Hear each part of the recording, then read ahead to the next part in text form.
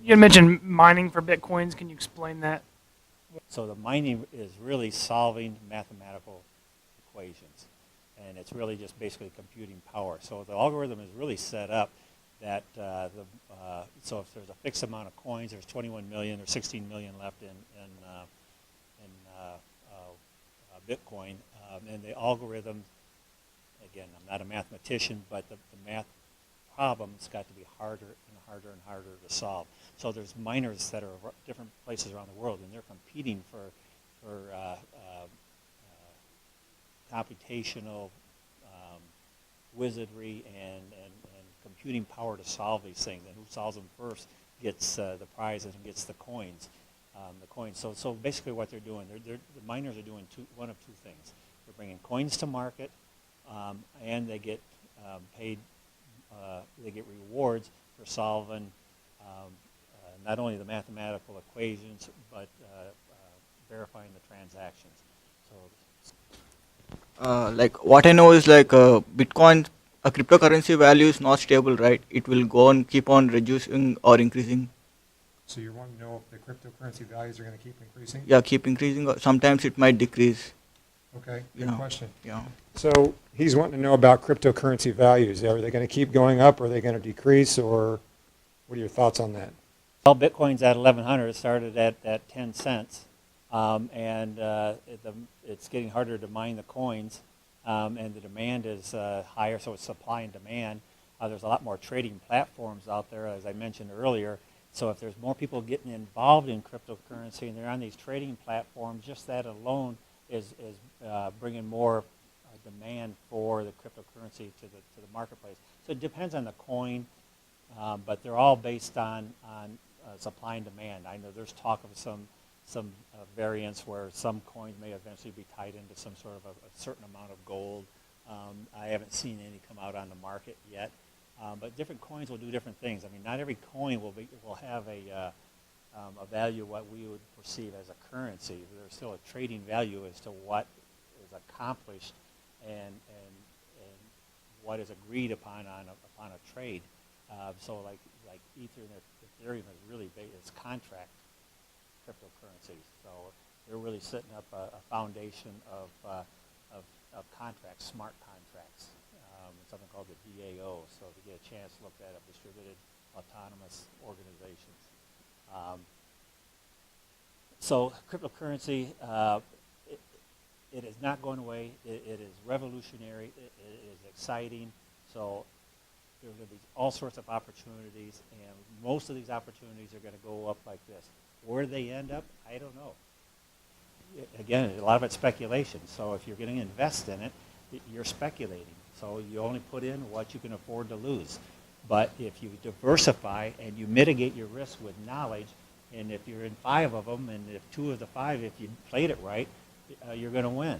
So, most chances are you're going to win. So it is. You got to do your homework on it, and that's what I've done, as I have done my homework. But I have a bigger mission. I have a mission to save the world, and I'm not as you probably can guess. I don't like banks. I don't like what banks do. I know we need them. They're an evil necessity, but there's a better way, and cryptocurrency is the way. The blockchain is a better way, and we're gonna add transparency to this world. I mean, nefarious governments and people and corporations and stupid politicians. We're going to take that away from them, and we're going to replace it with truth. So. You have said you have faced the recession in the year 2008, the effects of recession, you know about that. So how do you think, how safe is Bitcoins or cryptocurrencies in case of any recession? He was asking how safe is cryptocurrencies during a recession. Well, so my question would be to you is, would you rather have your money in a depreciating asset or an appreciating asset? And cryptocurrencies are proven time and time again to be appreciating. They're a fixed value. The dollar is not fixed. I'm putting as much money as I can in cryptocurrency. If you're investing in it, they say put about 5% in. My total net worth right now is probably, I don't know, I would surprise you with some numbers. I've got a lot of money in cryptocurrency. My faith level is very, very high in cryptocurrency. So I'm higher than probably the top 0.1% in as far as where my net worth is in cryptocurrency. I'm heavily involved in it. So, that's a really good question. How much faith do you have in fiat currencies like the U.S. dollar or the other reserve? Do you have a lot of faith in those? Keith, and I know I asked you this question earlier. How many fiat currencies in the world's history have ever survived, past so many centuries? Does anybody know that answer? Zero. So I ask you, how much faith do you guys really have in fiat currency? And I don't want to pick on the U.S. dollar too much, but back to an earlier point, the U.S. dollar has lost 95% of its purchasing power. Back in the early 20th century, my grandparents had a dollar, and that dollar could buy $1 worth of whatever they wanted. Today it has about 5 cents of purchasing power because of the overprinting of the money. So people, they work a lot harder, but they can buy a lot less. So when he talks about a depreciating, the dollar is really a depreciating currency, and a lot of the trend for cryptocurrencies, as I've watched them for the past 6 months, they're appreciating. So just depends on which one you have more faith in. But that's a very good question. And you got to have some thick skin. And people get into Bitcoin. I've got a friend of mine who got into Bitcoin a couple of weeks ago. I think she got in it at about $1,100, and then all of a sudden it dropped to $950 or something. She asked me what to do. I said, buy some more. So, really. And where is it now? It's back up to it's over $1,100. So that that's where I'm at in it. But who's familiar with the reserve currency status? Anybody know what that is? Reserve currency status. There's five currencies that are on that, and it's the dollar, the euro, the pound, the yuan, and the yen. So those are 5 currencies that are set up for trade, right? Pretty much for trade. So they're all vying for each other and for power and strength and stability, and all the other currencies. The oil's pretty much based on the dollar, but that they're trying to change that too. But they're all fluctuating, right? But what if there was a reserve cryptocurrency status based on a fixed amount of cryptocurrency, and all of those currencies on the planet all went against that cryptocurrency status? Wouldn't that be amazing? So now we have something that would be fixed, a fixed asset, fixed amount, and it wouldn't matter. It all goes against it would all go against that fixed amount. So which is really the modern gold if you think about it, right? But gold, we can't trade in gold. You and I can't trade in gold. You owe me $1.50. You're gonna pay me $1.50 in gold.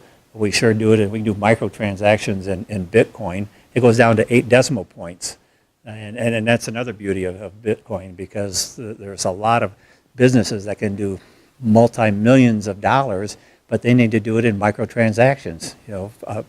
2 cents, 3 cents, 4 cents. If you get an intermediary as a credit card, well, there's a 25-cent fee. Then there's 2% on top of that. 2% of 10 cents is nothing, but there's still 25 cents. It doesn't make any sense. But look what we can do now with a cryptocurrency. So, other questions? Dr. Wahby? It's a big question for you. What do you do now? I kind of sat on this for a year when Keith told me. I it wasn't really on my radar. About 5 months ago, when I remembered I got on Facebook and I was building my network, and I ran across Keith again. I said, you know what?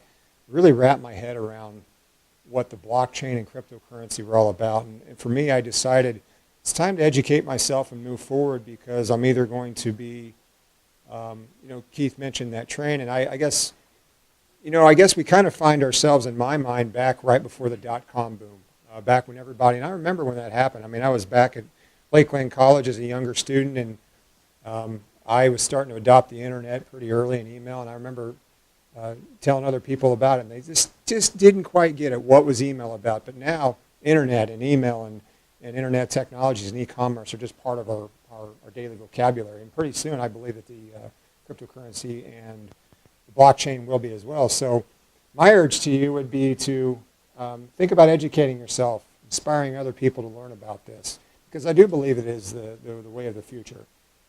And the bottom line for Keith and I, why are we here today? It really comes down to changing lives, being an agent of change, changing the world, out empowerment and education.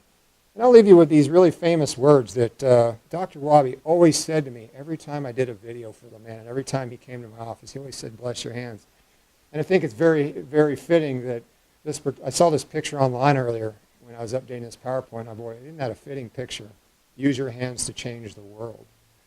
So if you want to learn more, Keith hosts Tuesday night meetups at his house east of Charleston where we talk about cryptocurrency. He meets with people in Champaign.